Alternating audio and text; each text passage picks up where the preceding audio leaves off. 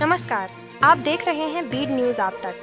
बीड जिले की बड़ी और ज़रूरी खबरें सबसे पहले आप तक।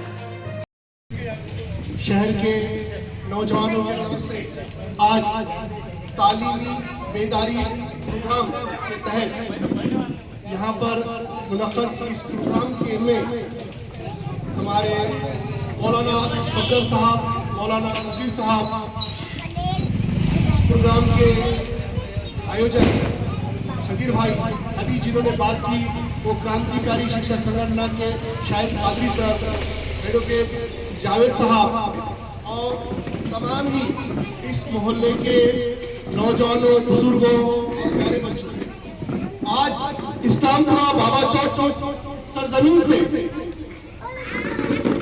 पढ़ेगा इंडिया तो बढ़ेगा इंडिया इस उन्वान के तहत बात करते वक्त मुझे बहुत खुशी हो रही है। हमारे बीड शहर के नौजवान साथियों ने, खासकर अकील अल्लाह साहब, इन्होंने, वैसे खदीर भाई और बाकी जिम्मेदारों ने जो प्रोग्राम रखा है, ये प्रोग्राम ही नहीं कि हमारे बच्चों के बेहतर मुस्तकबिल की शुरुआत है। हमारे पास सराय कम हो सकते हैं, लेकिन हमारे बच्चों के हाथ में किताब और आंखों में ख्वाब है, तो कोई भी ताकत उन्हें आगे बढ़ने से नहीं रोक सकती। इस्लामपुरा से ही हमारे मोहल्ले के एरिया के कई बच्चे डॉक्टर बने हैं, इंजीनियर बने हैं, अलग अलग बिजनेस में आगे आए। हमारे मोहल्ले के सैयद रियाजुद्दीन शाह साहब, इनकी बच्ची उमेरा महाराष्ट्र में टॉप आई थी, डॉक्टर बनी। वैसे ही शेख मसीद शेख रज़ाक साहब शागर वाले, इनकी बच्ची भी एमबीबीएस डॉक्टर बनी। वैसे ही शेख रऊफ साहब बोरगुड़ी वाले, इनकी बच्चा ये भी डॉक्टर और इंजीनियर बन रहे हैं।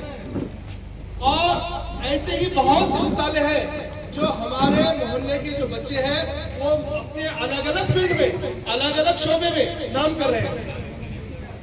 अब हम ये देखते हैं कि हम तालीम के सहारे से कोई डॉक्टर बन सकता है, कोई इंजीनियर बन सकता है, कोई बिजनेसमैन बन सकता है।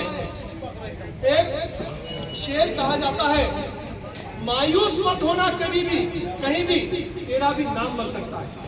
मायूस मत होना कभी भी, कहीं भी तेरा भी नाम बन सकता है।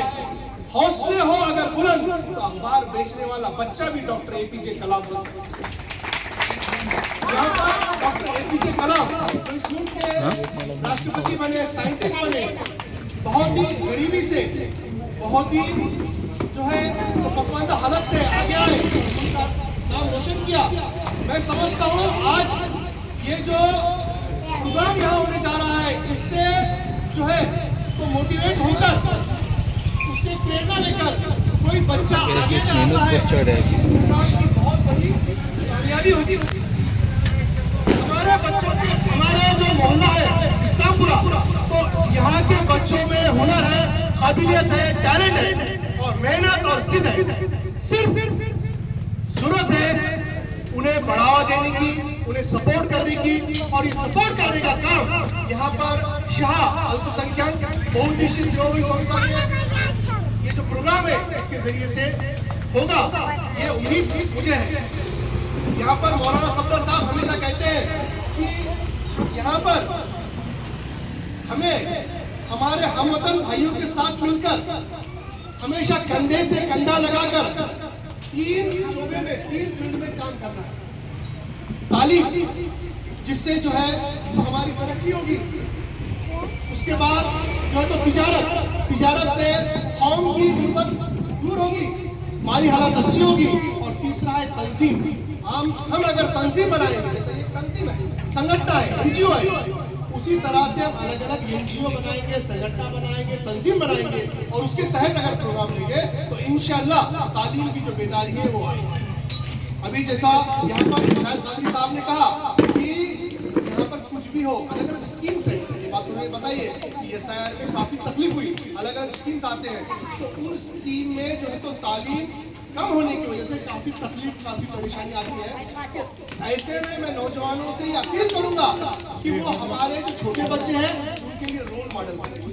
अगर नौजवान बच्चे अगर 10 बच्चों को अगर पढ़ाते हैं, पढ़ाने के लिए बढ़ावा देते हैं, उन्हें मोटिवेट करते हैं, तो ये 10 बच्चे आगे जाकर 100 बच्चों को पढ़ाने के लिए कोशिश करेंगे।